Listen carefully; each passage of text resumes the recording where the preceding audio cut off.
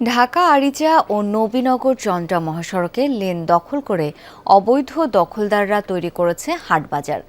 কোথাও কোথাও গড়ে উঠেছে স্থায়ী ভবন। এতে ভোগান্তিতে পথচারী ও যাত্রীরা। বছরের পর বছর প্রশাসনের আশ্বাস থাকলেও স্থায়ী বা কার্যকর ব্যবস্থা নিতে দেখা যায়নি। সিলভার টিপ কন্ট্যাক্টে তৈরি নিরাপদ ও নান্দনিক ক্লিক সুইচ নির্ভরতা জীবন জুড়ে। এভাবেই ঢাকা আরিচা মহাসড়কের সাভার বাজার বাস স্ট্যান্ডের দুপাশে দুটি লেন প্রায় বন্ধ করে ব্যবসা চালিয়ে আসছে হকাররা। শুধু সাভার বাজার বাস স্ট্যান্ডই নয়, হেমায়েতপুর, নবীনগর, পল্লী বিদ্যুৎ, বাইপাইল, বলিভদ্র, শ্রীপুর, জিরানী সহ 8টি বাস স্ট্যান্ডই হকারদের দখলে। এতে চরম ভোগান্তিতে পথচারী ও যাত্রীরা।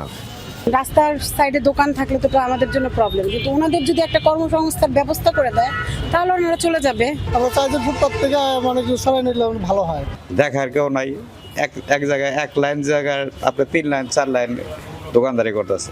কোনো রাস্তার স্বাভাবিক কোনো পথচারী যাইতে পারতেছে না।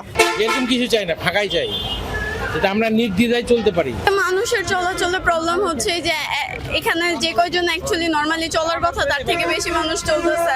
আগে দেখতাম যে সিটি কর্পোরেশন থেকে মাঝে মাঝে অ্যাকশন নিত, এখন তো মোটামুটি কিছুই নেয় না।